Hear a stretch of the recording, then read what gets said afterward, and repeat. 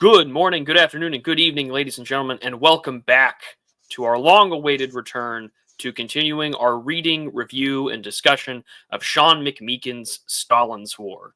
We are beginning a new section, Section 3, Preparing for Armageddon, and we are moving on to that Chapter 13, Mobilizing the Proletariat. And joining me as we return this series is the gentleman who joined me when we began it earlier at the end of last year, Mr. Raging Mandrill. How are you, sir?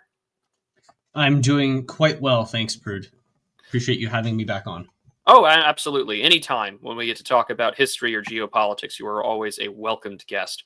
So I will get started, and you know the drill. Interrupt me whenever you have some commentary or something that you want to add on to, additional sources, reading materials, whatever, and we will carry right along. By December 1940, Hitler was feeling boxed in by the Moscow Pact, which had left the entire German war effort against Britain hostage to Soviet goodwill. But Stalin, too, saw only diminishing returns. The Pact's primary strategic benefit from the communist perspective had already been achieved, embroiling Europe in a second imperialistic war, as Pravda put it on New Year's Eve 1940-1941, thereby aggravating the internal inconsistencies of the capitalistic order. The idea had been for Germany and the Western powers to destroy each other, as they had nearly done so in World War I, leaving the ruins of capitalist Europe ripe for the communist picking. Instead, Hitler had pulled off a series of miracles. The Wehrmacht had already been weakened in the German conquest of Western and Northern Europe, aside from the Luftwaffe losses in the Battle of Britain, and Hitler was now deploying troops in the southeast, too close for Soviet comfort. Hitler's firm stand in Romania and Bulgaria had ended the period of peaceful communist expansion inaugurated in 1939, that is, the forcible Sovietization of countries too weak to resist. Despite the peace platitudes of Soviet communiques, Stalin's actions pointed increasingly to war, however and whenever it would start. Since the first five-year plan was inaugurated in 1928, the Soviet economy had been on a war footing. The production targets of the third five-year plan, launched in 1938, were breathtaking, envisioning the production of 50,000 warplanes annually by the end of 1942, along with 125,000 air engines, 700,000 tons of aerial bombs, 60,775 tanks, 119,060 artillery systems, 450,000 machine guns, and 5.2 million rifles, 489 million artillery shells, 120,000 tons of naval armor, and 1 million tons of explosives, and, for good measure, 298,000 tons of chemical weapons. While not all of these targets were realistic or met, progress in the most critical areas, such as tanks, anti-tank guns, and warplanes, were striking. By the end of 1940, the Red Army deployed 23,307 operational tanks, 15,000 45mm anti-tank guns, and 22,171 warplanes, with thousands more state-of-the-art models of each of the coming online. In 1941, in these areas, the Red Army was the world's most formidable. The Wehrmacht, by comparison, had only 3,387 panzers on hand prior to the invasion of France in May 1940, although this was then augmented with the French war booty, including 2,170 captured tanks.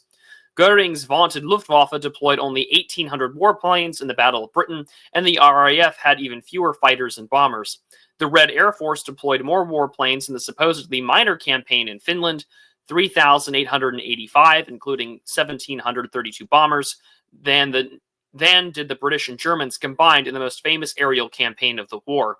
Soviet pilots flew more than 101,000 sorties in Finland, demonstrating the vast technological potential of the supposedly backward Red Army. Stalin's fighter pilots may have been less well-trained and skilled, and his bombers less accurate than Hitler's or Churchill's, but for the sheer mass of pilots, planes, and tanks, the USSR was in its own league, and no one else was close. This was true even of military submarines. By 1941, the Red Fleet had 267. Germany, despite its desperate need to destroy Allied shipping, had begun the new war in 1939 with all of 57 U-boats. Well, so the first two things I would like to comment on is, firstly, the complete lack of preparation on the part of the Third Reich in naval terms before the start of the actual conflict. That's just an incredible disparity on paper. And this is well historically documented. There's if you ever go back and read some of the primary source literature, um, um, like if you, especially Eric Rader's works and his memoirs and that sort of thing, it's very clear that the Germans were not prepared in the naval battle of the Atlantic whatsoever. Um, Although I think that the it's also true. So for my second point, the Red Army obviously had the largest air force in the world prior to Barbarossa, so we can absolutely see just on paper how many and what the disparity of strength is prior to the conflict. Yeah, absolutely. A massive disparity in numbers. And another good source of this would be trying to remember the book itself on the Eastern Front. When Titans Clashed, How the Red Army Stopped Hitler by David N. Glantz. It came out in 2015 is the revised edition, although it came out originally in 1995. That is one impressive read if you want to look into the logistics of the two armies that McMeekin is sort of outlining the military disparities in. I would really recommend that book. It leans sort of politically left in some areas, but I mean, for numbers alone, I would really recommend Glantz's book. But I'm going to carry on here. Soviet superiority in manpower was more obvious still. The purges of 1937 and 1938 had scarcely dented growth in the raw size of the peacetime Red Army, which expanded from 1.2 million in 1936 to 1.9 million in 1939, 3.75 million in 1940, and over 5 million by the spring of 1941. The Red Army's projected wartime strength in case of general mobilization rose from 5.3 million in 1937 to 6.5 million by 1939, before ramping up to 8.682 million in the mobilization plan for 1941 as of December 1940. By contrast, the Tsarist army, the Russian steamroller of legend that had panicked the German general staff into allegedly launching a preventative war in 1914, had numbered a bit over 1 million in peacetime and 3 million after mobilization. Both figures 1/3 the size of Stalin's mechanized and airborne steamroller by the end of 1940. As Stalin himself boasted at the 60th birthday celebration of Marshal Klim Voroshilov in February 1941, quote, the Tsarist government dreamt of having in peacetime an army of 1,700,000 was able to bring up the army to 1,100,000. We have an army of over 4 million, and it is well equipped. It is a force that cannot be ignored. We can achieve success in the realm of foreign relations because we have a mighty army, end quote. In fact, although German army intelligence grievously underestimated the scale and quality of Soviet armor in 1941, their estimates of Soviet troop reserves stood at 11 or 12 million, suggesting the German High Command had a good idea of the scale of Stalin's mobilization drive. While Germany, being at war since 1939, was, unlike 1914, already mobilized, the overall strength of the Wehrmacht as of spring of 1941 stood at about 6.7 million men, of which less than half were available on the Eastern Front against the USSR. Stalin's mobilization plan for 1941 ensured that the Red Army would have a decisive edge in manpower of at least 3-1. These figures do not account for the millions of Soviet subjects, many of them recently acquired via conquest, deployed in Beria's NKVD construction battalions near the German frontier, building roads and rail lines, tank parks, petrol stations, and military airfields. Even free Soviet laborers, that is, those not imprisoned or deported to labor camps, were already working under this kind of all-out war conditions that Hitler's own production commissar, Albert Speer, would not impose until 1943. On June 26, 1940, in the hectic period after the fall of France, when Stalin ordered the invasion of 4 countries, Gosplan, the State Ministry of Economic Planning, extended the Soviet work week from 6 to 7 days. That is, all of them. On October 2nd, 1940, Gosplan established a strategic labor reserve of Soviet teenagers between the ages of 14 and 17, with an annual target of 800,000 to 1 million young workers who would all be trained in advanced military production techniques. Each of these teenage labor draftees was conscripted for 4 years of service in the Soviet war industry.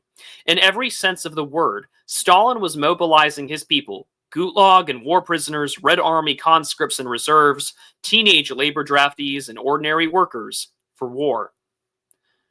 Raw numbers tell only a part of the story of Stalin's ferocious mobilization drive.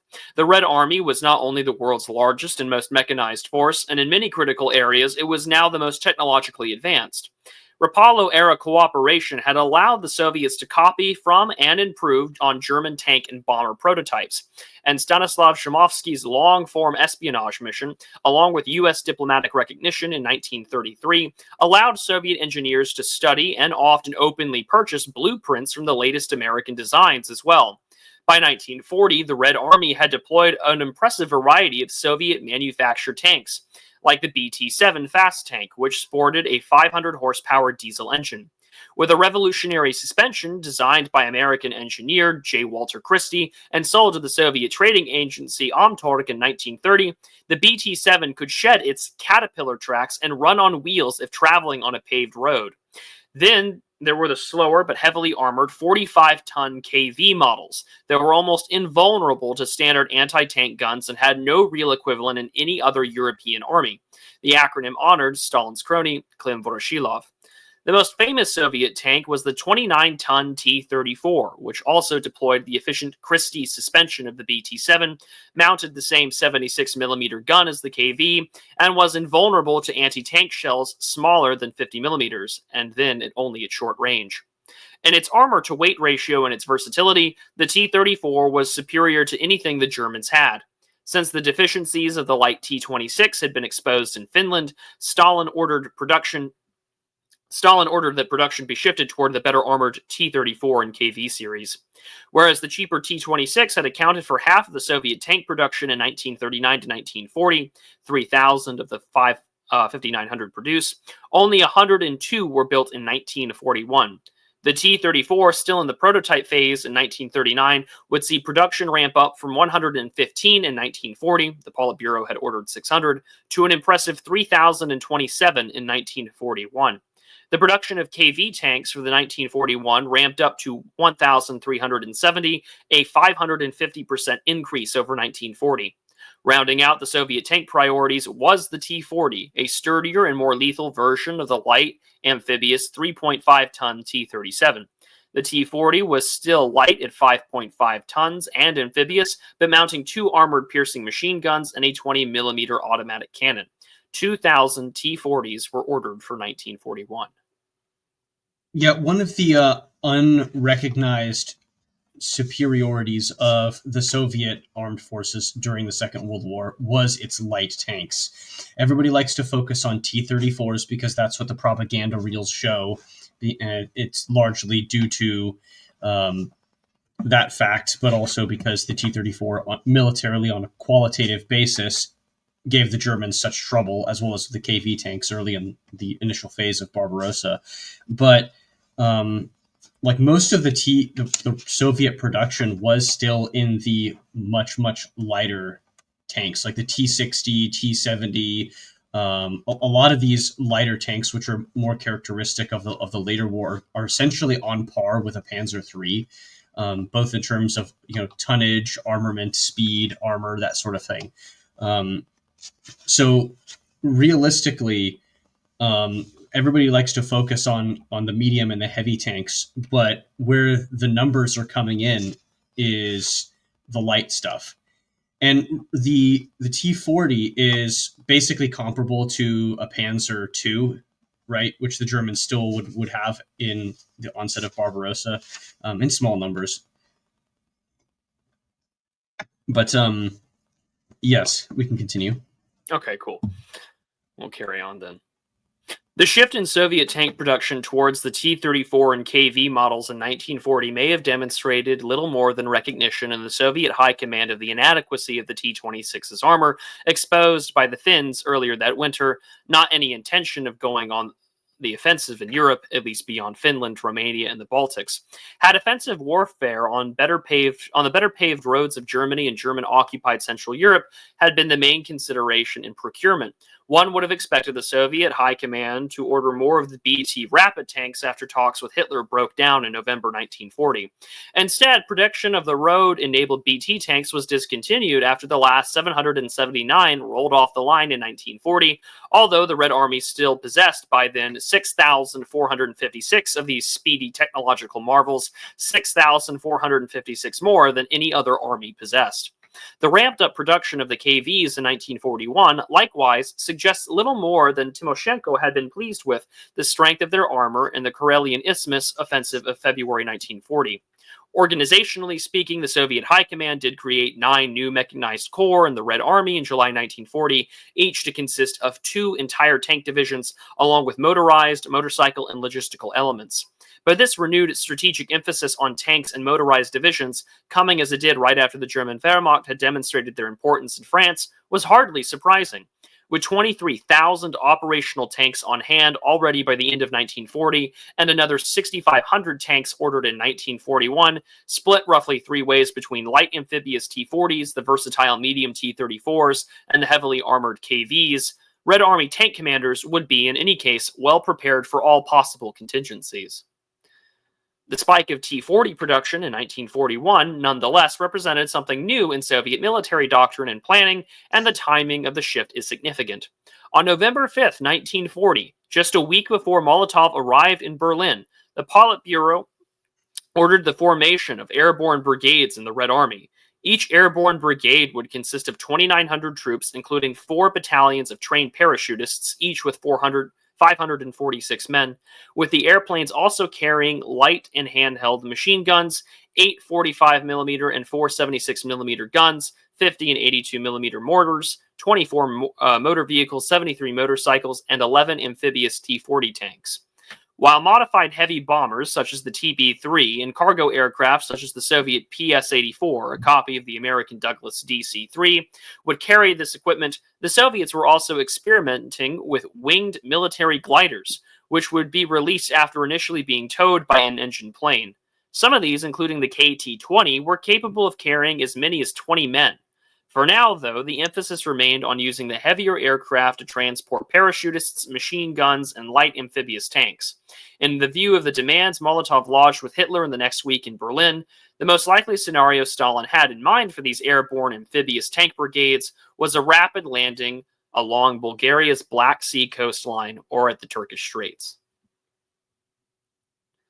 The role of paratroops in the new airborne assault brigades would be paramount. At first glance, it might seem that Soviet military planners were simply trying, as in the emphasis on tanks and motorized divisions, to keep pace with the Germans, who had deployed parachute troops to devastating effect in Denmark, Norway, and especially in Belgium in 1940. And yet here, as with its tanks, the Red Army was far more advanced than we might expect based on its checkered performance in Finland, where the frontal assault nature of the campaign and the ferocious hostility of locals behind the front lines had presented few good opportunities for paratroopers. Although the 1930s, the Red Army had been training parachutists, many first jumping off from parachute towers erected in cities before graduating to airborne drops. According to a possibly inflated boast in Pravda on August 18, 1940, there were 1 million trained parachutists in the Soviet Union. Whatever the real number, the Soviet High Command made full use of this resource, with thousands of trained parachutists spread out across 6 airborne brigades. Stalin's choices regarding air power were still more suggestive of strategic intent. The Soviet High Command shifted massive resources into aviation, with the number of both personnel and pilot training schools tripling between 1939 and 1941 to 476,000 men in 111 schools. This was not to count the 100 construction battalions working for Beria's NKVD, numbering at 25,000 men each, tasked with building new aerodromes for the rapidly growing Red Air Fleet, already the world's largest in 1939, before 10,362 warplanes were built in 1940, and 20,150 were ordered by the Politburo for 1941. Stalin's aviation priorities can be gleaned from the shift away from the long-range Soviet strategic heavy bomber, the TB-7, toward cheaper, mass-produced, low-flying light bombers. The most promising of these were the Su-2, named after its lead designer and inventor, Pavel Sukhoi, and inventor of Shromovsky's U.S. aviation tours, of which 1,150 were ordered by the Politburo on December 7, 1940, and the IL-2, named after its designer, Sergei Ilyushin, and based on the American Volt-T prototype, with 1,750 ordered. A third light bomber, designed in prison. Designed in prison. You will still serve the Soviet Union, even in prison. Designed in prison by Vladimir Peltyakov, was given a radical redesign on Stalin's orders after Peltyakov was freed, transforming a slow, high-altitude bomber, the PB-100, into a faster, low-altitude dive bomber, mounting an all-metal fuselage bomb bay and a machine gun. The resulting PE-2 was promising enough that the Politburo ordered 1,700 for 1941. In a Politburo-approved plan in November 1940, the Soviet Air Force would be expanded by dozens of new fighter regiments, spearheaded by a high-altitude MiG-3 fighter, of which 3,600 were ordered, that would replace the Polikarpov I-16s used in Spain and Manchuria, and 23 new light bomber regiments led by Su-2s, IL-2s, and PE-2s, charged with providing tactical support for advancing infantry. By contrast, the Politburo ordered only 2 strategic bomber regiments composed of TB-7, TB-3, and DB-3s. Yeah, it's a good time to replace those old I-16s. That's for sure. Right. I mean, this is just showing the pattern of weapons development and acquisition after Spain and Manchuria. All of this stuff, which is, decent in the interwar period, is no longer effective, and so now it has to be ever so slowly replaced with other things. Yeah, absolutely. And you've got to replace your open cockpit pre-war monoplane designs with something that is going to be effective against your likely opponent. Indeed. The Su-2, IL-2, and PE-2 were Stalin's answers to the German Ju-87 Stuka Jaev bomber and the Japanese Nakajima B-5N, later used at Pearl Harbor. The point of these clear-sky bombers was neither strategic bombing of the enemy war industrial capacity, their range was too limited for this, nor close-order dogfighting, they were too slow and clumsy to outmaneuver fighters. It was to provide close infantry support and conduct bombing raids in essentially uncontested air, as the Germans had done in Poland and France, and the Soviets had done, though less successfully, in Finland. The Su-2, mounting the new M88 engine, had a bomb load capacity of 400 to 600 kilograms and could fire 10 rocket-propelled shells of either 82 or 132 millimeter caliber, mounted 5 Schuss machine guns, and to improve its speed, the Su-2's armor was light, with the pilot and gunner protected by a steel skin that was just 9 millimeters thick. The slower IL-2 was nearly as lethal, with the same bomb load capacity, chambers to launch 8 rocket missiles with 2 23mm automatic cannons capable of firing 550 rounds per minute, and 2 machine guns, but it was also better protected from enemy fighter or ground fire, with the cabin, engine, and fuel tanks covered with thick riveted steel armor. The twin-engined PE-2, after Peltyakov's redesign to Stalin's specifications, was faster and less heavily armed, which gave it versatility. With its speed in the Schuss machine guns, the PE-2 could even function as a kind of heavy fighter, in addition to its primary function as a light clear-sky bomber. These were all warplanes designed for attack, especially so in the case of the IL-2, after Stalin expressly asked that Ilyushin remove the rear machine gunner hold in order to make room for a larger bomb load and fuel tank. No less significant than the changing composition of Stalin's motorized and tank divisions and the Red Air Force was their rapidly evolving deployment. Since the Siberian-Japanese front had quieted down after August 1939, and Stalin and Hitler had plunged Europe into war, Stalin had concentrated his armed forces in European Russia. As early as summer 1940, after the Germans had rolled up France and the Low Countries begun redeploying Wehrmacht divisions east, and Stalin had made his own moves in Poland, Finland, the Baltics, Bessarabia, and Bukovina, the Soviet mobilization plan submitted by Timoshenko on August 18th assumed a European war pitting the USSR against the German-led coalition, including Finland, Romania, possibly Hungary, and after the hostilities had commenced, Turkey and maybe Italy as well. Significantly, Germany was assumed to be the most likely European opponent, not Britain, as had been the case during the Finnish War and the Baku crisis in the spring of 1940. At this stage, Tymoshenko was expecting to fight a defensive war on the assumption that the Germans' main strike will be directed towards the north of San River's mouth, from Poland and East Prussia toward Moscow. The invading coalition, Tymoshenko estimated, would be able to deploy with Hungary, but not Italy and Turkey included, 233 infantry divisions, 10,550 tanks, and 13,900 warplanes against a Red Army numbering on all fronts 270 infantry divisions, 11,750 tanks, and 16,400 warplanes. As it would be difficult to fight off a German invasion if these forces were split equally between Asia and Europe, Tymoshenko argued that we must concentrate all of our main forces in the West. His August 1940 mobilization plan envisioned a Western deployment of 143 infantry, 8 motorized, 18 tank divisions, along with 172 aviation regiments flying 10,320 warplanes. In the view of it's an impressive amount of number, and I mean, even with those expectations, the clash, and as we will see, and as history tells us, was one unlike any other. In the view of the deterioration of the Soviet-German relations over the Balkan issues in the fall of 1940, Tymoshenko's plan, however Europe-focused, was not tilted enough westward to satisfy Stalin.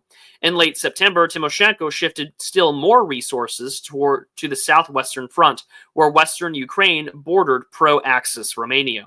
This front alone would now be blanketed with 75 Red Infantry divisions, 9 tank and 4 motorized divisions, 5 special tank brigades, and 88 aviation regiments, nearly as much armor as Tymoshenko had proposed to mobilize in the entire European sector north of the Pripyat marshes. The Soviet mobilization plan was honed further in talks between Tymoshenko, Stalin, and the chief of the General Staff, Kirill Meretskov, held in the Kremlin from October 3rd to 5th, 1940. In addition to reaffirming that the main grouping would occur on the southwestern front, the October 5th Soviet mobilization plan assumed, for the first time, that the Red Army would ultimately take the offensive against Germany and its allies. The goal was to concentrate sufficient armor on the southwestern front, 80 infantry, 11 tank, and 5 motorized divisions, plus 20 special tank brigades, and 140 aviation regiments to make a possible, powerful strike in the direction of Lublin, with the objective of cutting Germany off from Romania and the Balkans. Of course, to launch such a massive mechanized force onto enemy territory would require a huge investment in logistics and infrastructure in western Ukraine. To this end... Yep, go ahead. So, as we've seen before, this actually is quite a dagger pointed at the German war effort, because the Germans are totally dependent upon Romanian oil for any amount of offensive maneuvering or maneuvering in warfare. And they cannot achieve Prussian-style maneuver warfare without oil in the modern era. So this is essentially, you can understand why, when we get to that part in the book, Hitler gets very, very disgruntled and irritated when he finds out about this stuff, because this is essentially saying, "Oh, I'm going to literally conquer you." Yeah, the entire positioning here from this October 5 plan is Germany must be cut off from supplies, and Germany must be brought to heel, and you must capitulate to us by then. So yeah, it would require huge investment in logistics and infrastructure in western Ukraine. To this end, Tymoshenko and Meretskov asked that Stalin appropriate whatever funds were necessary to, quote, develop the rail network and build aerodromes, end quote, on the western and southwestern fronts, the latter expected shortly to house 20,000 warplanes. Overall, the new mobilization plan demanded that the Soviet Air Force aim for a balance of 60% bombers and 40% fighters for 1941, with all of them to be used in the West. Yeah, that's not exactly a defensive concentration there. It's 60% bombers, so those are all offensive weapons. If you were a defensively, or if you had a defensive geopolitical strategy, you'd expect the ratio to be flipped at least. Absolutely. Clearly, the October 5th mobilization plan had made it very clear that we're considering offensive options now. It's no longer a defensive conflict for them, at least in their war game footing. In mid-December 1940, after Stalin's demands were rejected and the German countermoves had begun in Romania and Bulgaria, the Balkan situation was threatening enough that Stalin ordered a detailed plan for Southwestern Front deployment from the commander of the Kiev Military District, General M.A. Perkayev. Perkayev's report outlined in his district's available force pool and armor 20 infantry and 5 mechanized corps, including 11 tank and 5 motorized divisions, 13 special tank and 7 motorized brigades, 81 aviation regiments, and 2 airborne assault brigades.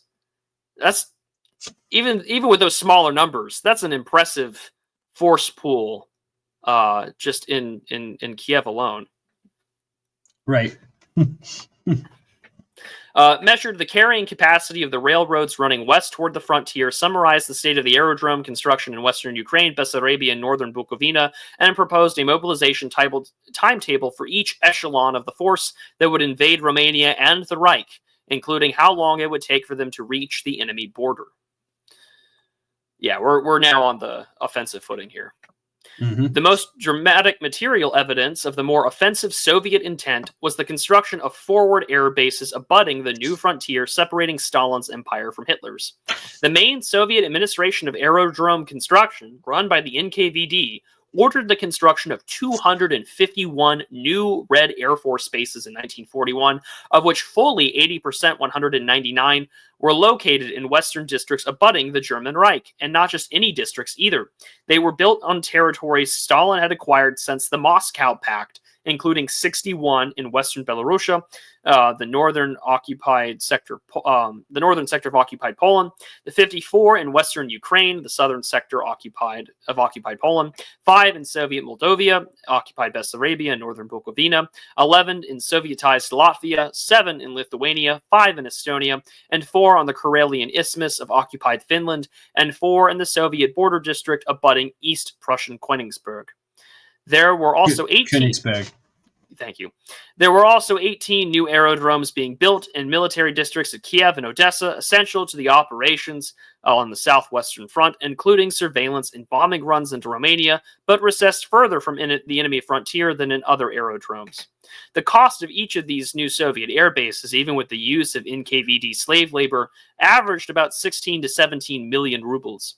Stalin thus spent 3.3 billion rubles in 1941 building air bases within half hour's flying distance of Hitler's Reich. Whatever else may be said about this, it was clear an extraordinary and high-risk strategic investment. No kidding. No, yeah. Oh, man. I mean, everything is set up that for what is defined, the Soviet wave tactics, just close air support, cover the infantry, and just waves upon waves of armor and infantry flying over, all within 30 minutes. 30 minutes flying distance. Yeah, he was prepared. Indeed, he was. Yeah. The most interesting aspect of the new Soviet deployment pattern lay in its lopsided emphasis on the southwestern front facing Galicia and Romania. To be sure, Hitler had never made secret of his interest in the economic resources in Ukraine, a theme he first sounded in Mein Kampf in 1925. Don't worry, this isn't monetized. The Führer's fixation on Ukraine would have been an argument in favor of Stalin devoting significant military resources there. But the Soviet deployment pattern in Ukraine, 1940 to 1941, was not defensive. There was no Maginot Line going up south of the Pripyat marshes. Unlike the years before 1914, when the Tsarist government had disappointed Russia's French ally by refusing to invest in new rail lines in the West for fear they would be used by the Germans, this time, the Russians were building as many roads and rail lines as Beria's NKVD slave conscripts could manage, along with tank parks and petrol stations. Even the last line of Russia's logistical defense, the wider rail gauge of 1,520 millimeter 5 feet, and compatible with the European standard of 4 feet 8.5 inches, or 1,435 millimeters, was being eroded in the borderlands, with Soviet engineers regauging 7,500 kilometers of the rail network to facilitate movement westward. It is true that there were still defensive fortifications left in place from the Stalin line, built on the old frontier between 1926 and 37, mostly concrete pillboxes housing machine guns. Roughly 200 to 250 kilometers, about 140 to 180 miles, west of the Stalin line in territories occupied since 1939, construction of pillboxes had begun in June 1940, but the coverage was thin. Border troops had referred to the half-hearted defensive system derisively as the Molotov Line. Rather than fortification to slow down an advancing army, far more Soviet resources were devoted to building infrastructure to speed an army's movement. The first hint that something new was afoot in Soviet war planning came in general staff exercises from January 2nd to 6th and 8th to 11th, 1941. Defense Commissar Timoshenko directed the games at the General Staff headquarters in Moscow with the participation of 4 Soviet field marshals and 49 generals, including the commanders of all the European military districts that would be tasked with fighting the Germans. Stalin and the entire Politburo watched as a kind of board of judges. One group, led by the commander of Western Special Military District, General D.G. Pavlov, a career officer and World War I veteran, would direct Soviet operations, while Zhukov led a team fighting for Germany. Two plans were... Western Special Military District sounds oddly similar to a special sure does, doesn't it? Huh? Operation. Well, I was also thinking about just the sectors of occupied Berlin. Yes. Yeah. Russians be Russians. They sure do. They sure do. I guess it's the same thing with wording. If it ain't broke, don't fix it, you know. Two plans were road tested, and they both assumed that the Soviets, after an initial attack by Germany and its allies that somehow failed to gain traction, would go on the offensive, either north of the Pripyat marshes from, I'm going to totally butcher that one, Bialystok, and Lithuania against German Poland and East Prussia, Variant 1, or south of them from Western Ukraine and Moldova, SSR, against Southern Poland, Hungary, and Romania, Variant 2. Not surprisingly, in the view of the lopsided concentration of motorized and tank divisions on the southwestern front, and the northern variant proved disappointing. In this version of a Red Army counterattack, Pavlov's counterthrust did reach Rattensburg and Allenstein, penetrating... Rastenburg and Allenstein. Yeah. There you go. Penetrating some 200 kilometers northwest of Bialystok. But his armies were bogged down quickly in the marshy, heavily forested East Prussian plain. Pavlov failed to encircle any of Zhukov's German armies or reach the Vistula or Wisla, much less Danzig, which was the strategic objective of the exercise. Zhukov's Germans had little trouble grinding down the invading Reds before seizing the initiative themselves in a series of counterattacks. The offensive was judged a failure. All right, so here's where I'm going to really jump in with this. Go for it. This area that this hypothetical military exercise is taking place in is, I think, the same geographic region as what was originally called the Battle of Tannenberg, if I'm not mistaken. This is where Ludendorff and all of the other Prussian generals essentially stopped the Russian offensive in 1916 or 17 during the First World War. And it's one of the reasons why I think that any sort of Russian offensive maneuvering, and why I really don't think that the Russians would have been successful in an initial attack. I think that there is a reason why they are focusing most of their resources down towards Romania. And the reason is because the Romanian plain is much more favorable to that sort of maneuver warfare that all of your tanks and all of your planes are based basically there to exploit. And of course, if you manage to get through Romania, you've still got, if you can break through the Carpathians, you can get into the Hungarian plain as well. So there are reasons why the Russians would opt for a more southerly strategy, and of course the terrain is what is going to stop any sort of offensive maneuver, because as we have seen in other places, Ukraine, terrain can be built up with fortifications. It can be manned with comparatively small numbers of forces and can be used to effectively delay an enemy advance, even if they are overwhelming in number and have incredible superiority in resources.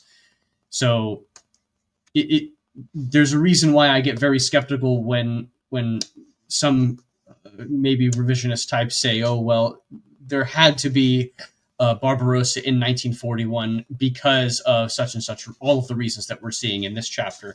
And I think that, well, the terrain is not exactly favorable in terms of making a lightning blitzkrieg strike towards Berlin or anything like that. So I get very skeptical with that for this reason.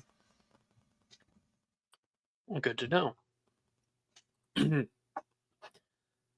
Not surprisingly, in view of the lopsided concentration of motorized and tank divisions on the southwestern front, the northern variant proved disappointing. And this version of a Red Army we just went through all this. Forgive me. We're in the southern variant. In the southern. There we go. Thank you. In the southern variant, Pavlov swept to a crushing victory over the Germans within 5 weeks following a prospective launch date in the drier periods of the late summer with remarkable specificity. This was declared to be on August 8th, 1941. With the Soviet armies on the southwestern front had advanced nearly 300 kilometers beyond the German frontier into Romania, reaching Timisoara and Craiova, and marched into Hungary all the way to Budapest, conquered Slovakia, and swept into Poland from the southeast toward Lublin and as far as Krakow. And this version, unlike the northern one, the Red Army even reached Vistula in central Poland, the scene of its furthest advance in the Polish-Soviet War of 1920. Impressively, Pavlov was able to force a contested crossing of the Dniester River to fight off Zhukov's German counterattacks near Kovel and Stry, despite enjoying only 30% superiority in troop numbers. Most importantly, Pavlov succeeded by way of his broad thrust into Poland and Hungary and cutting Zhukov's Germans off from the Romanian oil fields. Exactly. And as I just mentioned in the previous paragraph,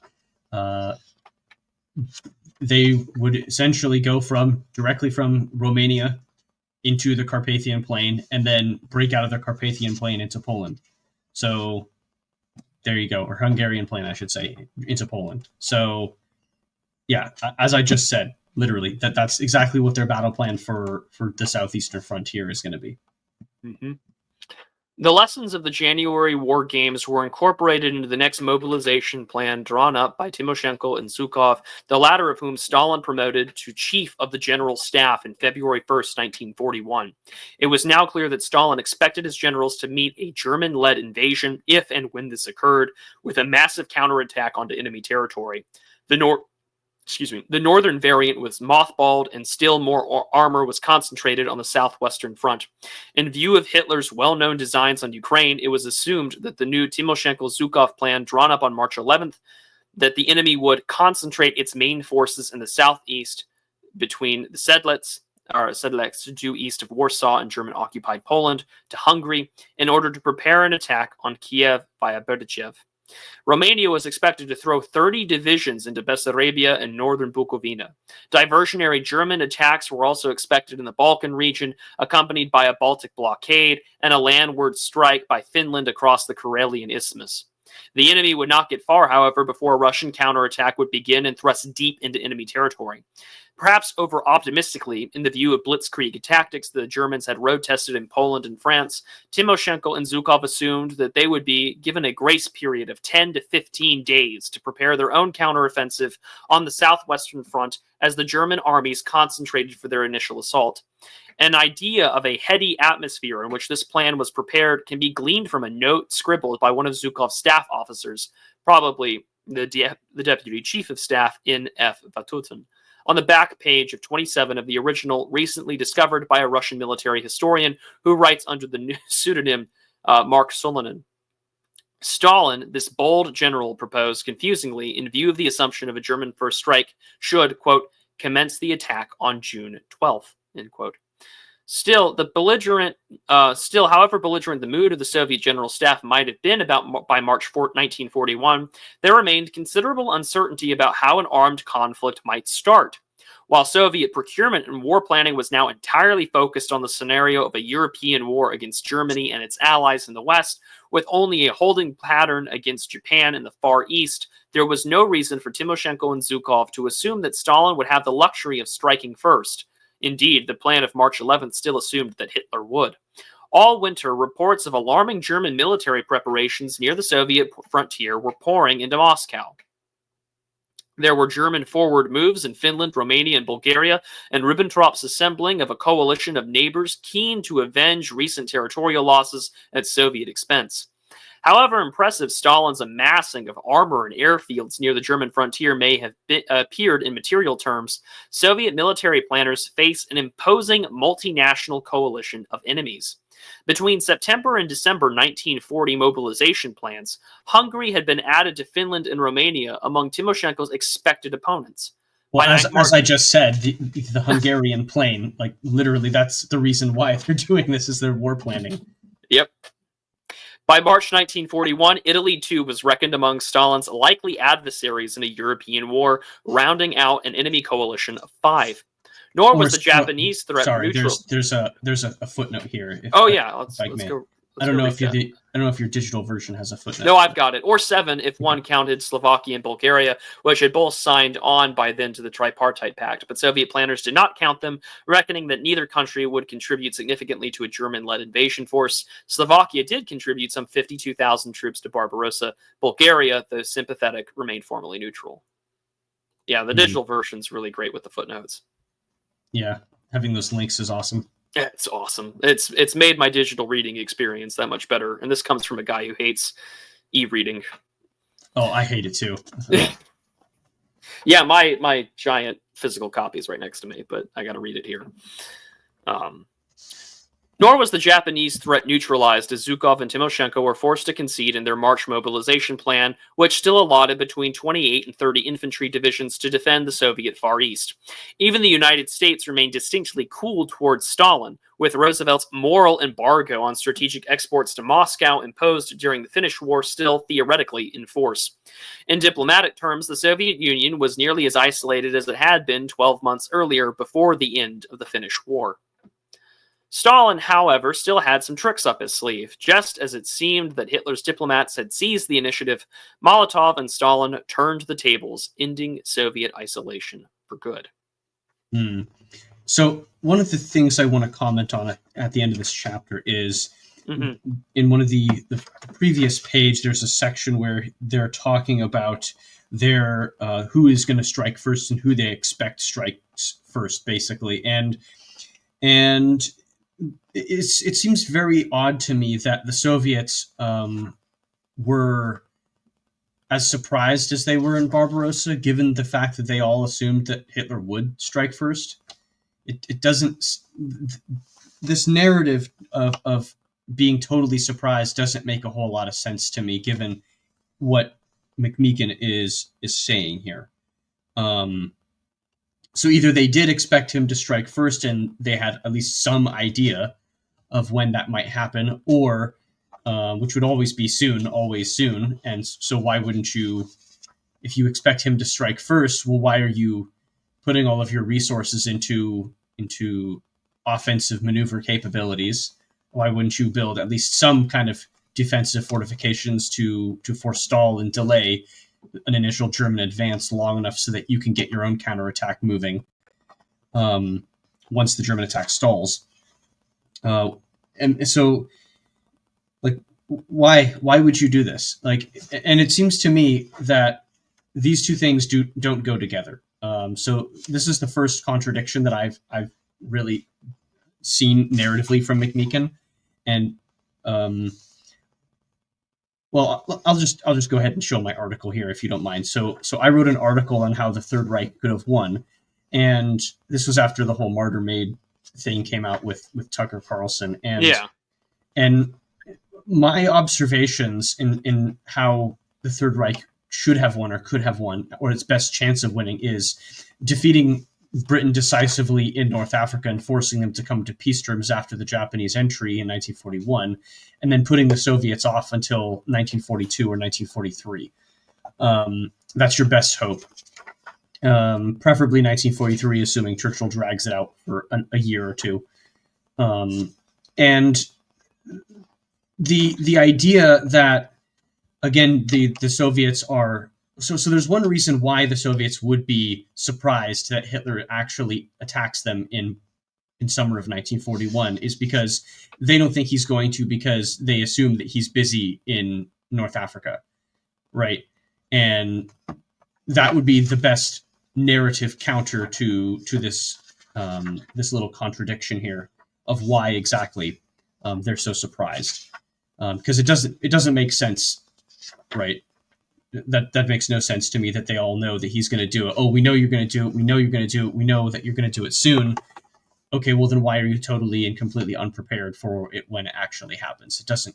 And when substantial portions of Hitler's army aren't even in theater, they're still fighting in the West or in North Africa. So, it doesn't make sense. This isn't jiving with me. So.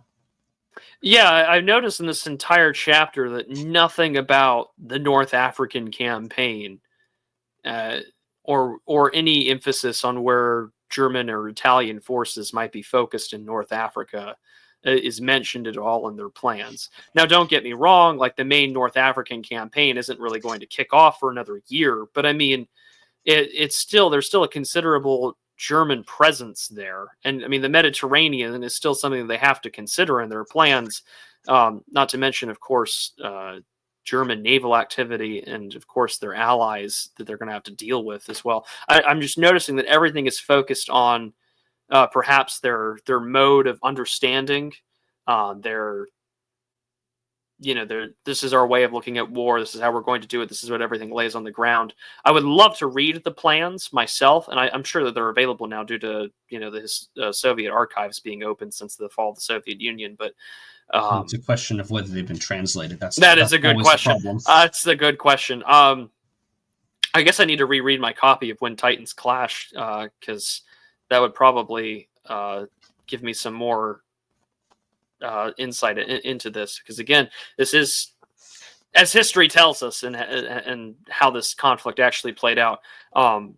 Despite this offensive planning, or a strike that they think that they can hold off for a little bit, they seem to have a much more offensive footing, or as offense is the best defense kind of way. Cut them off before they can get too far in. It's almost like the justification for Barbarossa, which is, there's going to be an imminent Soviet attack, doesn't really make a whole lot of sense. And the reason why I say that is because what have we learned from the previous chapters regarding Soviet attitudes towards the West? Well, you got to think that the Soviets have this worldview of, well, the Western capitalist powers are going to fight it out amongst themselves, and then we'll just steamroll them after they're completely exhausted. So the fact that the Germans are still fighting the Battle of Britain, that they're still technically fighting increasingly in the Balkans, with the Italians getting bogged down there and the Germans having to bail them out, and then after that, then North Africa. You got to think about how somebody would think about this, right? Stalin might, in the back of his mind, say, well, I can see that the Germans are a little busy. Why would I interrupt my enemies when they're fighting each other, right? So he might think, well, okay, this gives me another year, another 2 years, another 6 months, whatever, to continue preparations for when they're actually going to make the attack. So the best case from the Third Reich's perspective is to say, well, I know that you're preparing, and I know that you're waiting for me to attrite myself and bring my strength downward, wasting it on Britain. So I'm going to launch the attack preemptively before you're even conceptually thinking about attacking me, even though I know that you're making preparations. So that's seems to me the best narrative, given what this chapter seems to suggest. Yeah, certainly it offers a really strange way to look at this. And again, I would love to have been a fly on the wall for this planning and wargaming. Would have been one hell of a thing to see. Do you have time for another chapter, or do you want to call it here? Of course. All right. Well, we can do another one. Let's go for it. Awesome. Yeah, this one was kind of short. Yeah, this one was a little short. We'll do this one, and then we'll call it a night here. Okay. Chapter 14, The Battle for Belgrade. As in the Sitzkrieg of 1939 to 1940, the lull in serious campaigning during the Second War winter opened up possibilities for diplomatic intrigue. The attempted Italian invasion of Greece had been bogged down in a stalemate after the Italians had been repulsed from the Greek frontier in November and pushed back into Albania. Meanwhile, Mussolini's equally desultory invasion of British Egypt from Italian Libya in September 1940 had gone into reverse after Britain launched Operation Compass in December 1940. There remained a sense of dread in Athens that the Wehrmacht would sweep down through the Balkans to bail out the blundering Italians, although Hitler so far had resisted the temptation, preferring to let the Italians do their own fighting. Of course, yep, go ahead. This is a mistake on Hitler's part. He should have absolutely, the moment that the Italians got themselves into trouble, Hitler should have said, nope, fuck this shit, I'm bailing you out because I need to inflict more defeats on Churchill. Anyway, sorry. Oh, there you go. The Italians being Italians, yes. yes, Italians.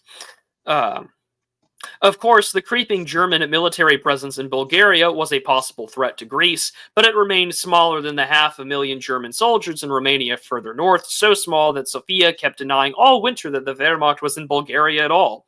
Only on March 2nd, when the first large echelon of German troops crossed the Danube heading south, was the Bulgarian government forced to admit to Moscow that, contrary to its earlier denials, it had indeed given consent to the arrival of German military personnel.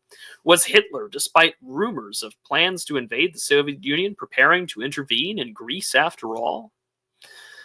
Adding to the complications of Balkan geopolitics was the neutrality of Yugoslavia. The advent of Sorry, that sentence alone held so much rich irony in the event of the 1990s up until today. Can't help but laugh at that. The advent of communism in Russia had broken the bond between the Serbs and the Russians, who had fought for Serbia in 1914, leaving the new Serb-dominated state of Yugoslavia distinctly cool toward the Soviet Union. Yugoslavia had no formal relations with the Soviet Union until June 25th, 1940, when, after the fall of France, recognizing Moscow allowed Belgrade to escape isolation. Since 1934, Yugoslavia had adhered to a Western-oriented Balkan entente alongside Romania, Greece, and Turkey.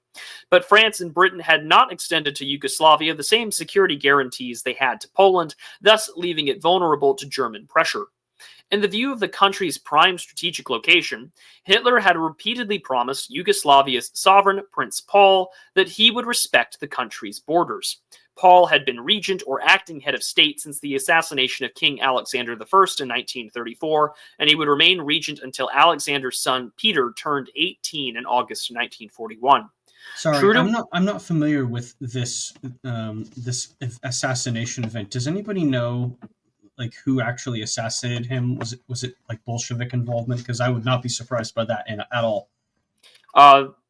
My understanding was that his assassination has a lot to do with some regime change issues and some rivalries there. But I do know that there were a lot of revolutionary groups in there, primarily due to some Macedonian or revolutionary group. I think a lot of this was not so much due to Bolshevik stuff, but I think due to ethnic conflict more so than anything else. Yeah, which, if anything, is very fitting for the sordid history of Yugoslavia. I mean, yeah, Balkan's gonna Balkan, so there you go. Yeah, my understanding is that he was killed by some ethnic revolutionary socialist group. Yeah, I was just asking because I know that there was a lot of Bolshevik infiltration during and previous to the wars in that area, so just curious. Yeah. Carrying on here. True to his word, Hitler had ensured that Belgrade, unlike Bucharest, forfeited no territory during the Balkan shakeup of fall of 1940, although Yugoslavia had enlarged itself in the post-war treaties just as Romania had. Hitler also had respected Belgrade's neutrality by refusing to deploy troops in Yugoslavia, which had forced the Germans to take a circuitous path south toward Greece via Romania and Bulgaria. Germany's slow-motion deployment from the arrival of the first echelon into Bucharest to the crossing of the Danube into Bulgaria took nearly 5 months. He should have done this way, way, way earlier.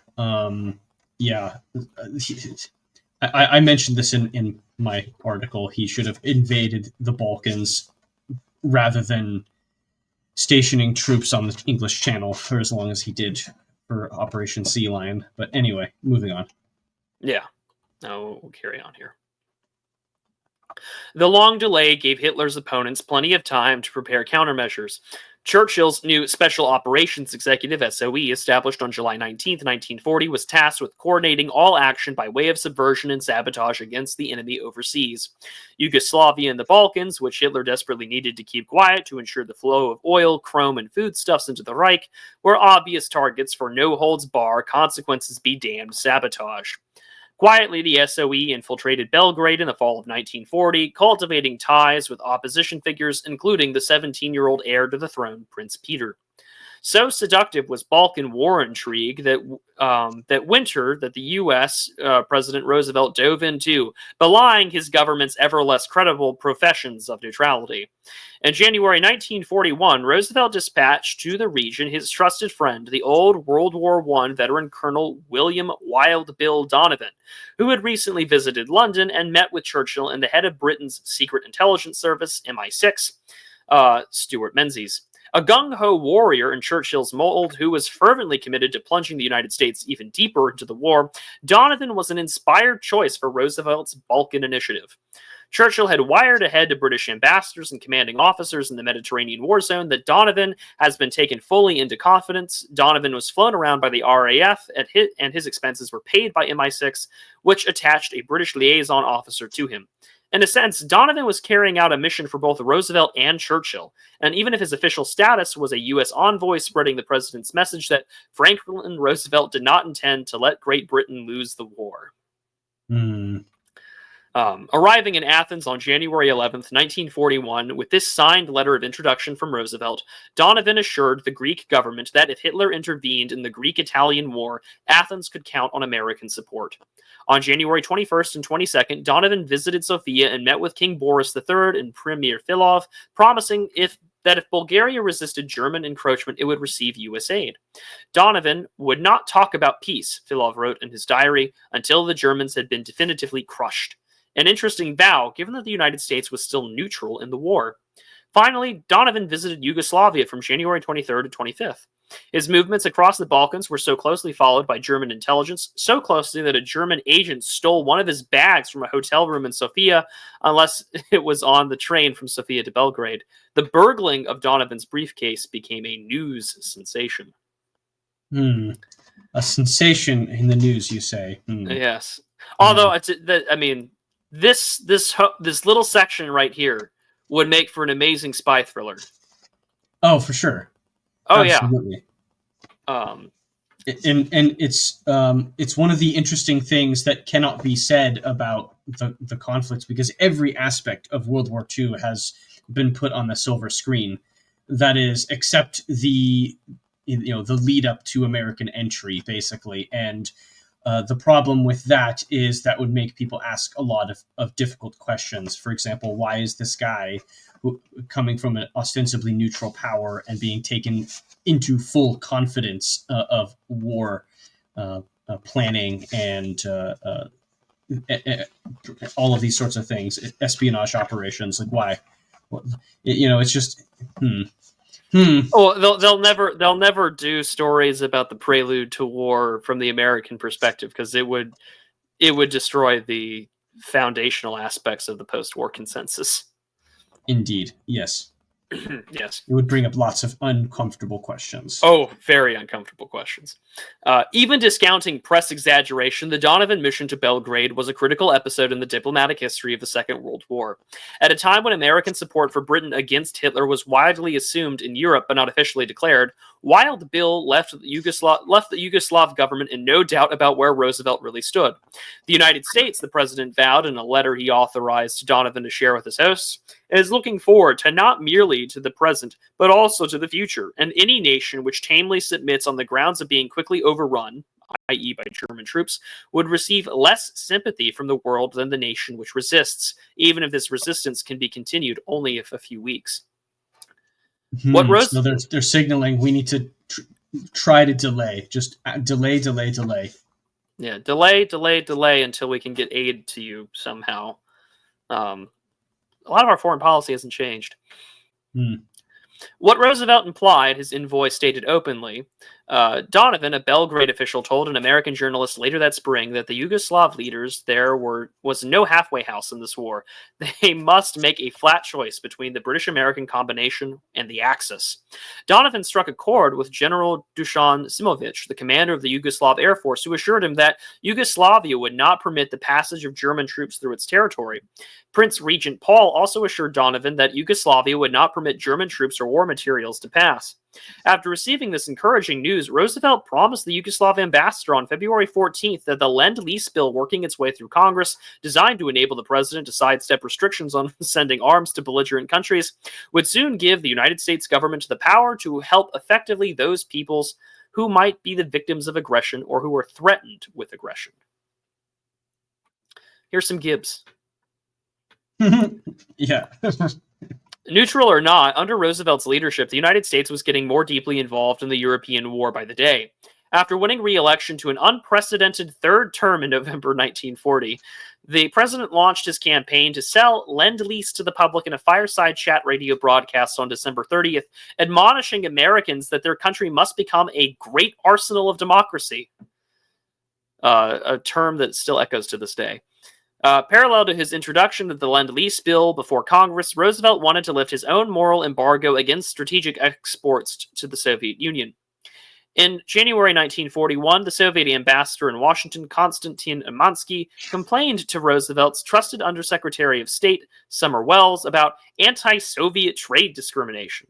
The well-informed Soviets knew the president had no confidence in his Secretary of State, Cordell Hull, a Tennessean appointed to appease the Democratic Party's Southern conservative wing. After Welles, a close confidant of the president, passed on Umansky's complaint, the president, seeing his chance to cultivate Stalin as a counterweight to Hitler, dispatched his Soviet-friendly White House advisor, Harry Hopkins, to meet Umansky on February 11th of 1941.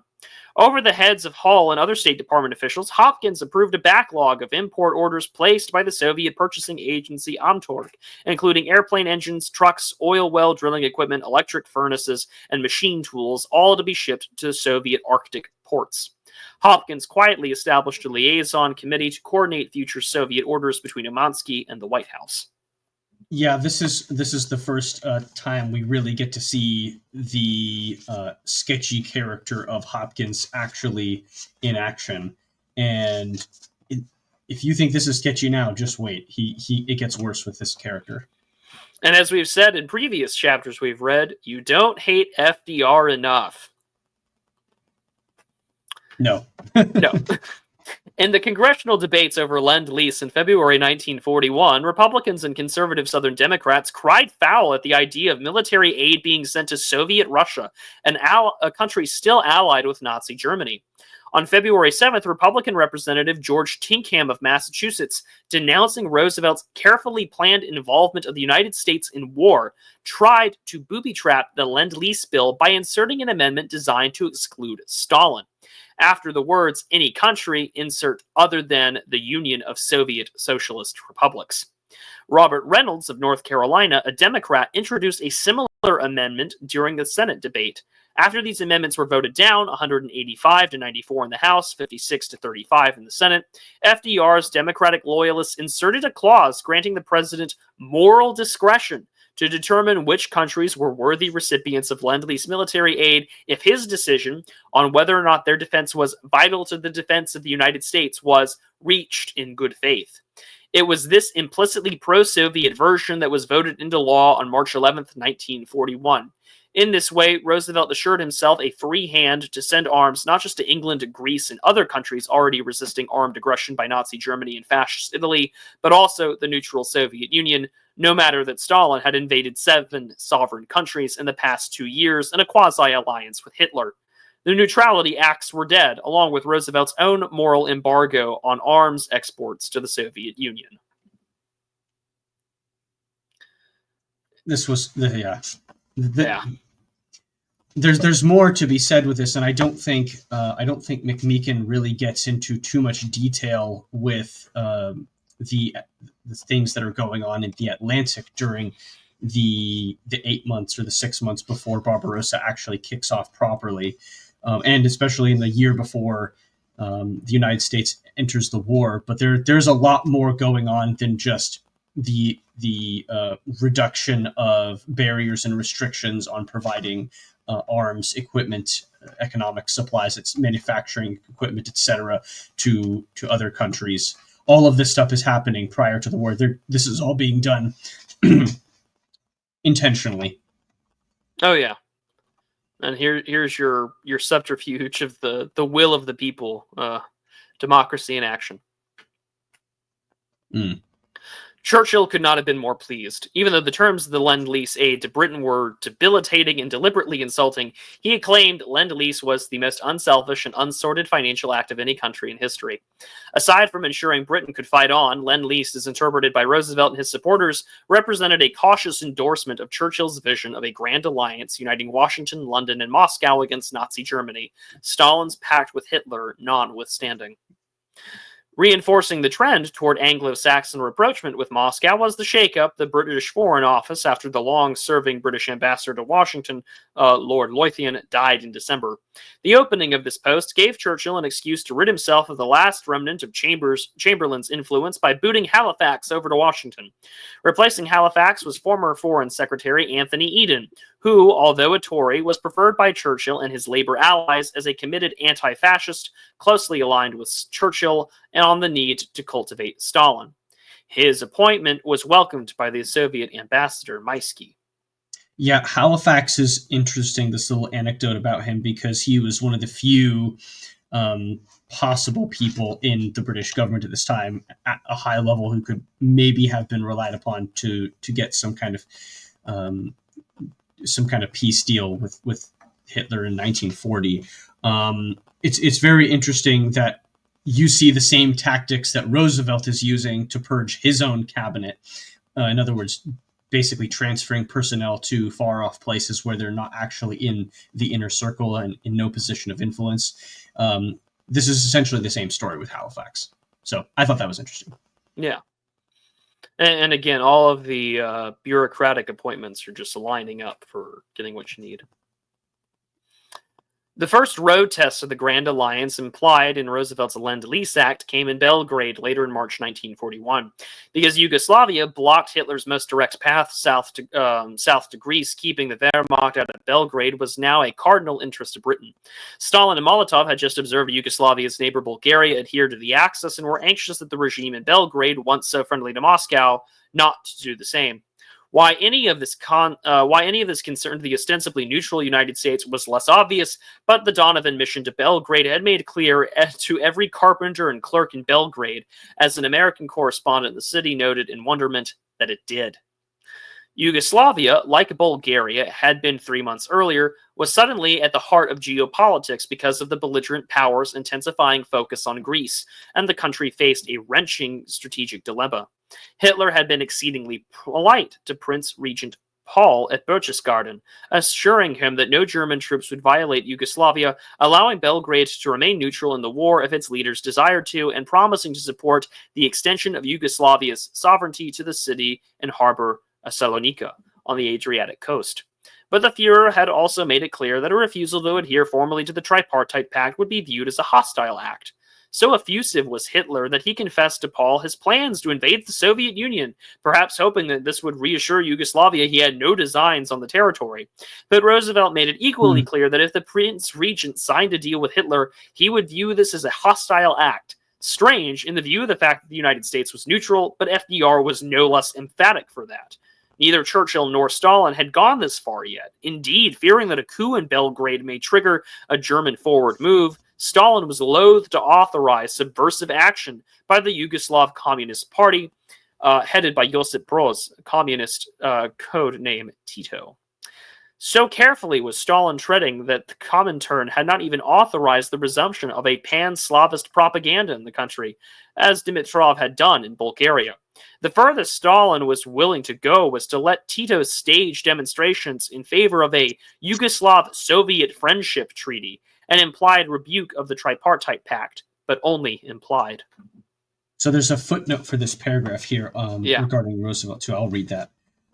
This confession, which is the confession given to Roosevelt, was shared with the U.S. minister in Belgrade, who forwarded it to Roosevelt. After arriving before the passage of the Lend-lease Act, this intelligence coup helped buttress the president's commitment to support Stalin if war broke out on the Eastern Front. Yeah, quite a bit here.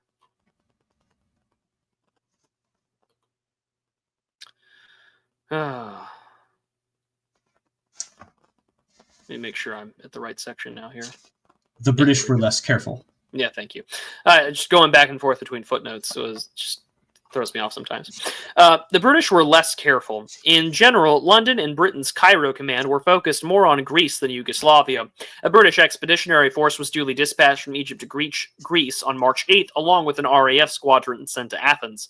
Still, Britain's minister to Belgrade, Ronald Campbell, and the SOE maintained close contacts with General Simovic and other pro-Allied Serbian army officers. Campbell even asked Eden on March 21st whether he should break off relations with Belgrade if Yugoslavia signed onto the tripartite pact.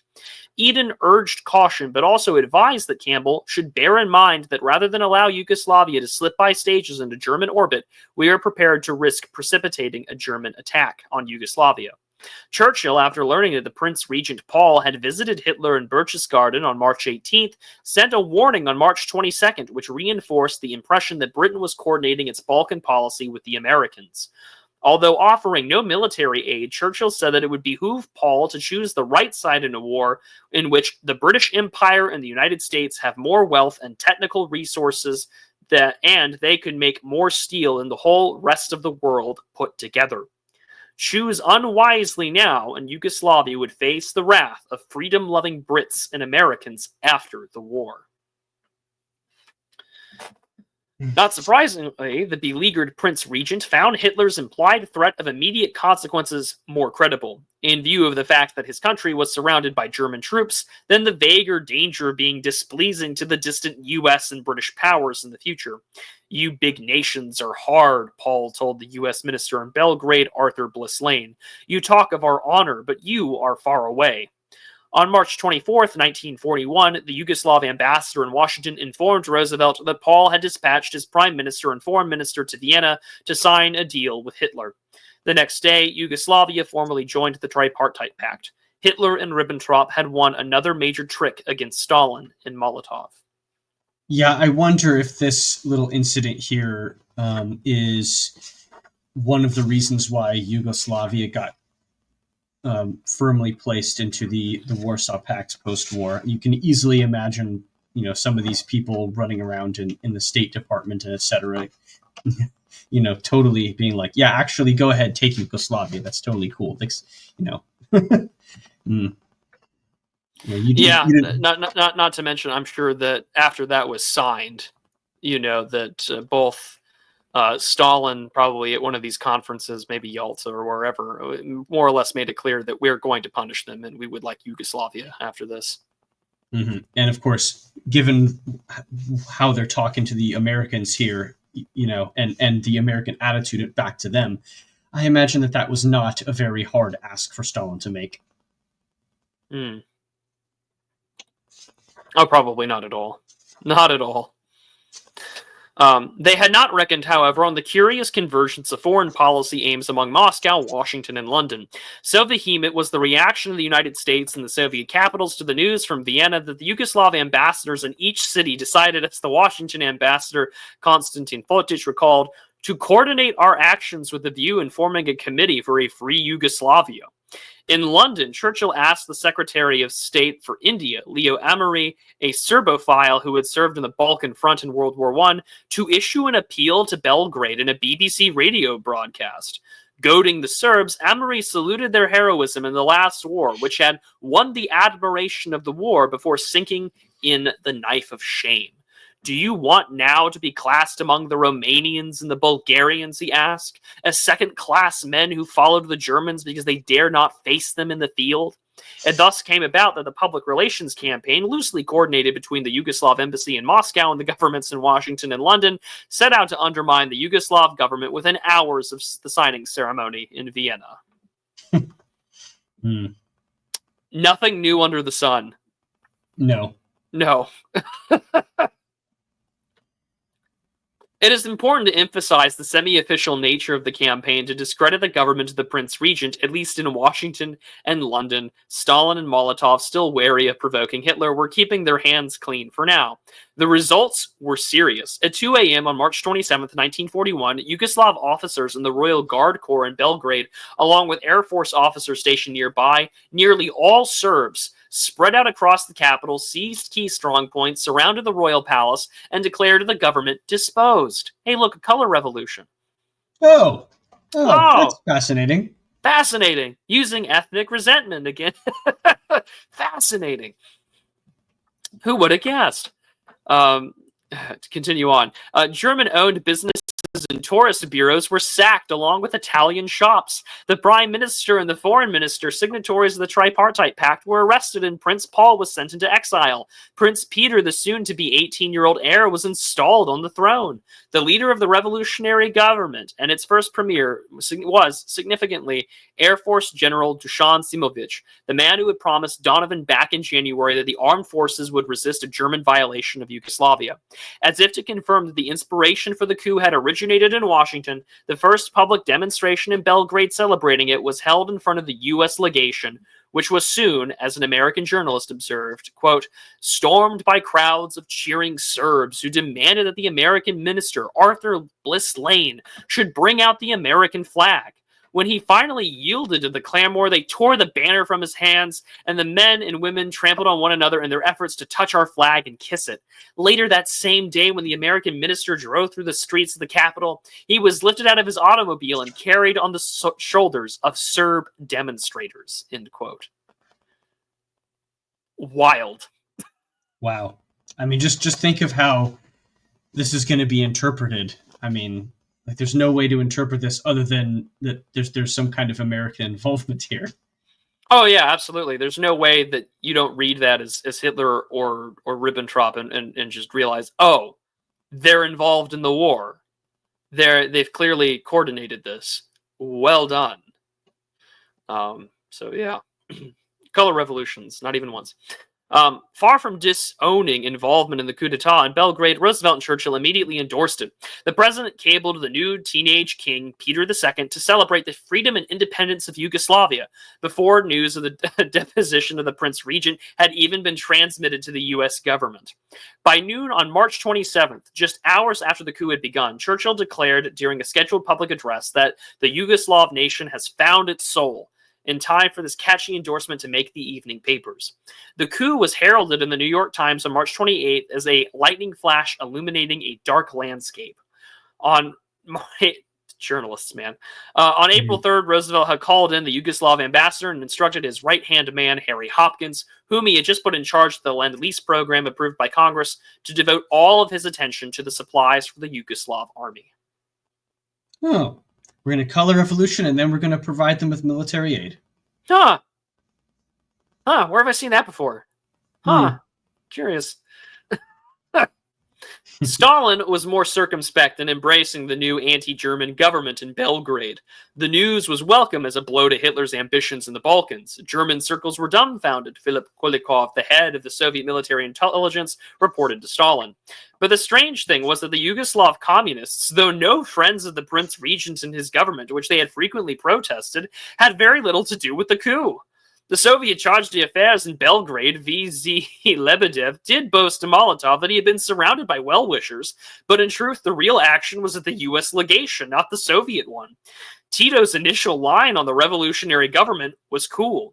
Party pamphlets printed on March 31st warned Yugoslav comrades not to be drawn by the ferocious British war instigators and the greater Serbian national extremists who, with their provocative behavior, drive the country into war, urging instead that the country sign a mutual assistance pact with the Soviet Union. Still, as signs emerged of the popularity of the revolution, Tito's oppositional stance began to seem like a liability to Stalin. Was Russia, a historic patron of the Serbian people, going to abandon the cause even as it was being championed by the hated British and the Americans?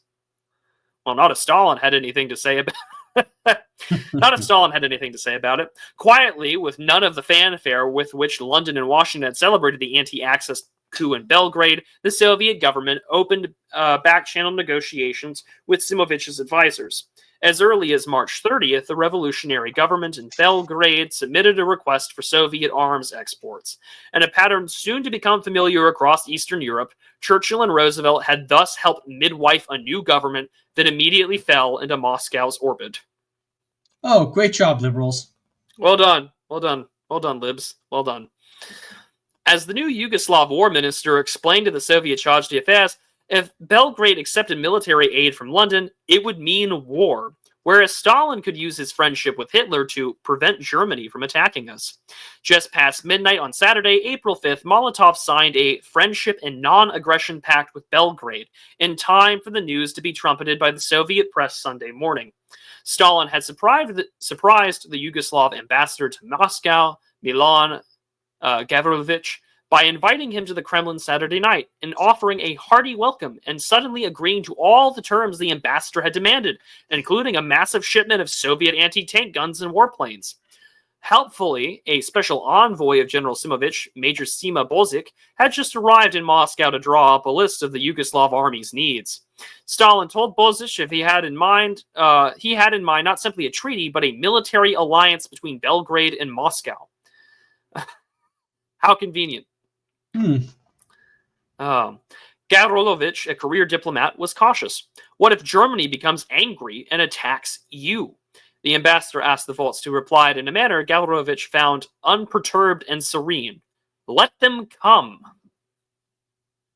Stalin was prepared, as we just read. He wasn't prepared. Yes, indeed. Unfortunately for the peoples of Yugoslavia, Hitler responded immediately to the anti-German coup d'etat in Belgrade, a coup now endorsed by Churchill, Roosevelt, and Stalin, not by invading the Soviet Union, as Gavrilovich had plaintively wished, but by invading Yugoslavia in retaliation. The operation was codenamed Strafgericht, punishment.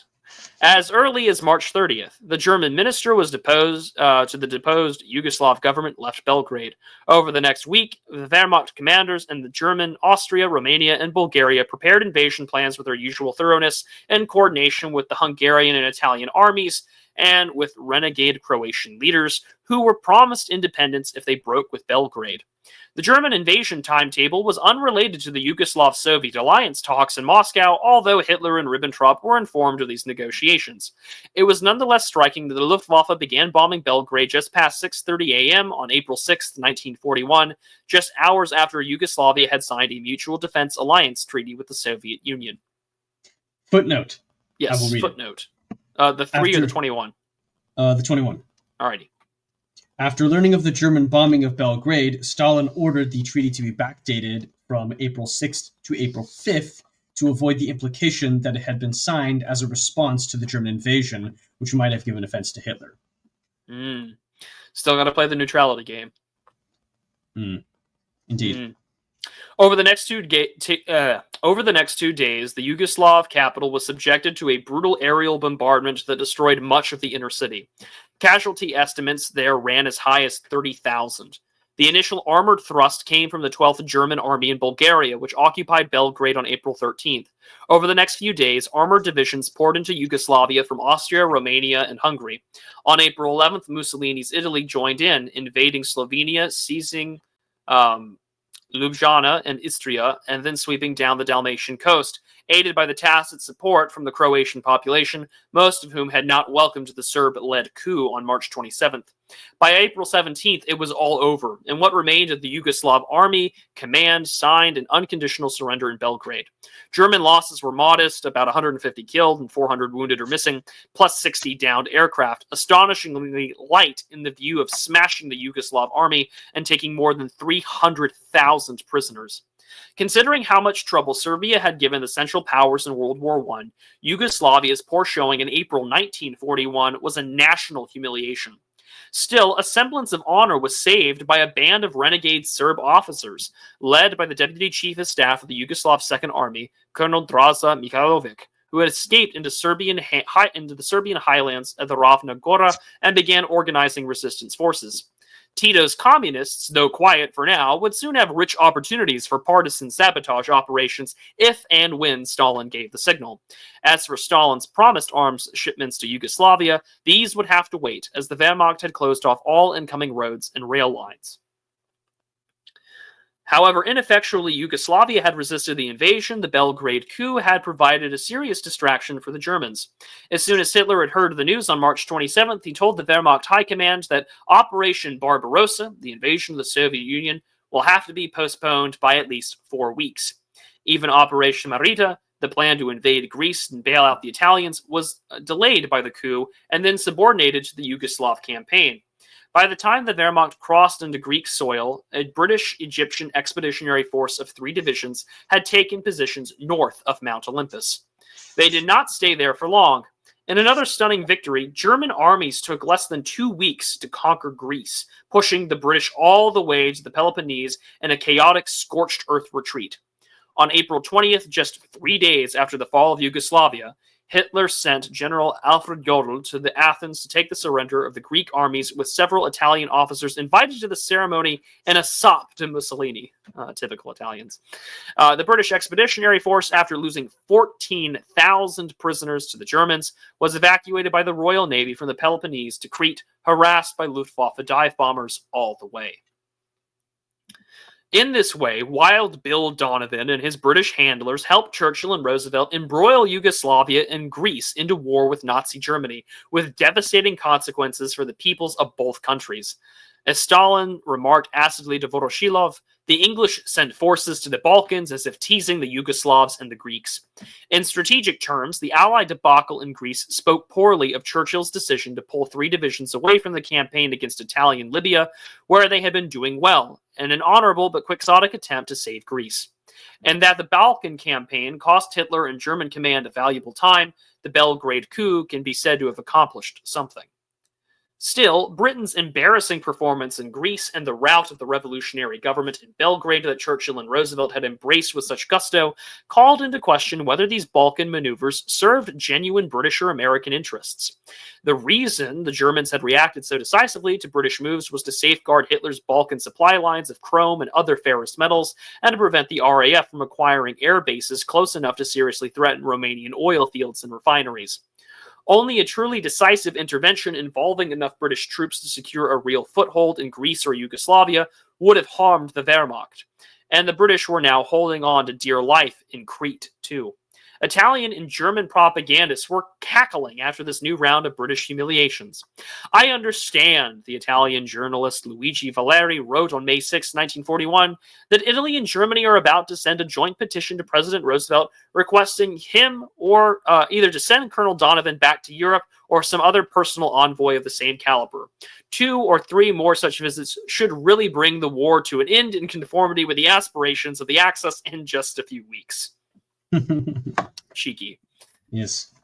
Like the equally futile British-French declaration of war on Poland's behalf in September 1939, the Allied interventions in Greece and Yugoslavia in March 1941 ultimately benefited another power far more, the Soviet Union, even if Stalin had done little to bring them about. Of course, the Germans' Balkan campaign, like the invasion of France and the Low Countries, was much less costly to Hitler than either Churchill or Stalin would have wanted. Even so, it was undeniable that Hitler's timetable for invading the Soviet Union was thrown back, and not the 4 weeks he had guessed on the first hearing of the Belgrade coup, but 5, from May 15th all the way to late June. Barbarossa might be held up longer still if the British could hold on to Crete, where the Blenheims of the RAF remained within bombing distance of the Romanian oil fields. The US and British-backed and Moscow-endorsed coup in Belgrade and the British deployment in Greece had failed miserably, but they had both redirected Hitler's armies from the Soviet border, buying Stalin precious time to prepare his own armies for the clash with Hitler that nearly everyone in Eastern Europe was now expecting. It also deprived the Wehrmacht for 5 weeks of good campaigning weather before autumn rains would fall on European Russia. Meanwhile, the Roosevelt administration, for reasons almost certainly related to the president's desire to cultivate Stalin as a counterweight to Hitler but never publicly explained, had abandoned its moral embargo on the Soviet Union and was now green-lighting dual-use strategic imports for the Red Army. If and when a Soviet war with Hitler's Germany began, the Roosevelt administration had hinted in its negotiations with Congress in March 1941 that Stalin could count on Lend-lease aid from Washington. One did not have to trust the American capitalists to realize that the material support from them might offer the USSR tremendous benefits. Even so, there remained one painful strategic thorn in Stalin's side.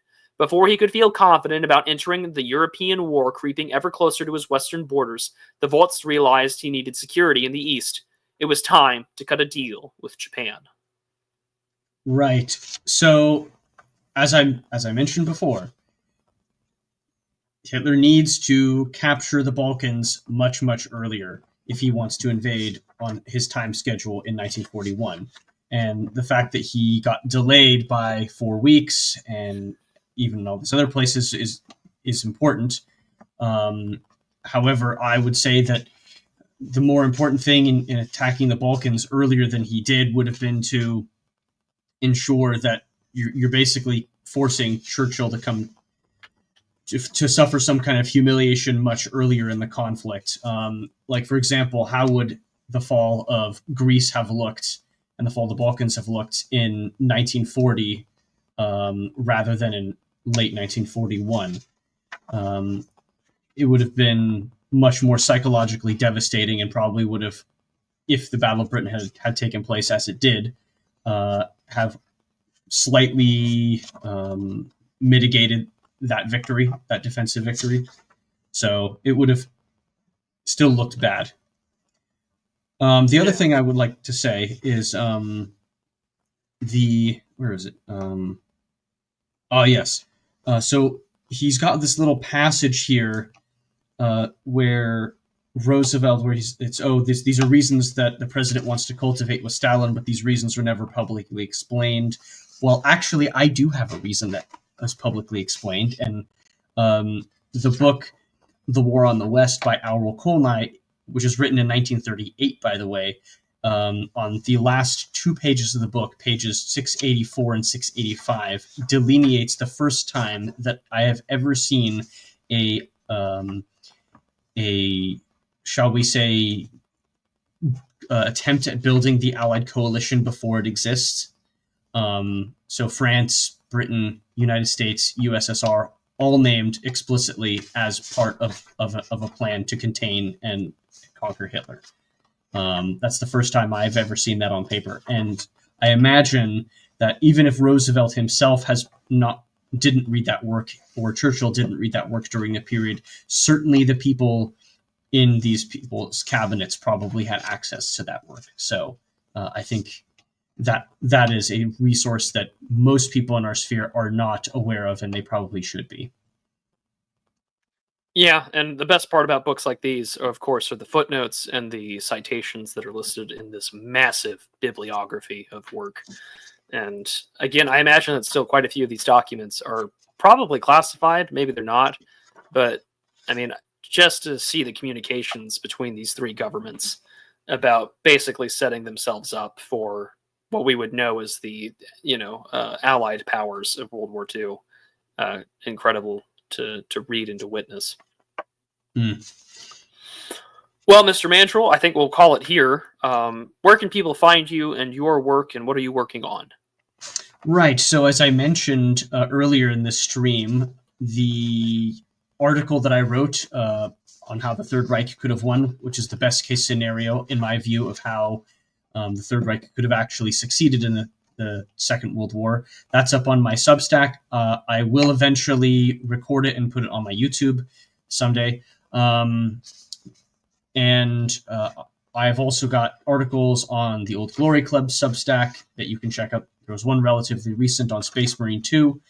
You can check out my YouTube channel. Right now I'm doing a similar Read and React thing, but I'm also doing the book Days of Rage by Brian Burroughs, which is also a similar one and similar required reading, even though it's a mainstream source like this book. But there is a lot of detail in that book, which is it's about as detailed as this one in terms of how interesting it is. Very many observations to be had, certainly. So I'm going through that ever so slowly. And then the last thing that I would like to show is you can go follow me on Twitter, follow the Old Glory Club on Twitter, etc., etc. Yeah, I would wholeheartedly endorse Mr. Mandrill's Days of Rage reading. That is a required text that anyone on the right, or anyone who's just realistic about how leftist terrorism works, should read. So by all means, tune into that series, and I know that I will probably be joining Mr. Mandrill for a chapter as well. But this concludes our return to our Stalin's War reading series. We will come back with Chapter 15, Operation Snow. So until then, enjoy this early for our wonderful patrons and channel members. You guys get to see this for a couple of weeks early before I drop it down for the rest of the audience to see. And we will be back soon with another chapter before you know it.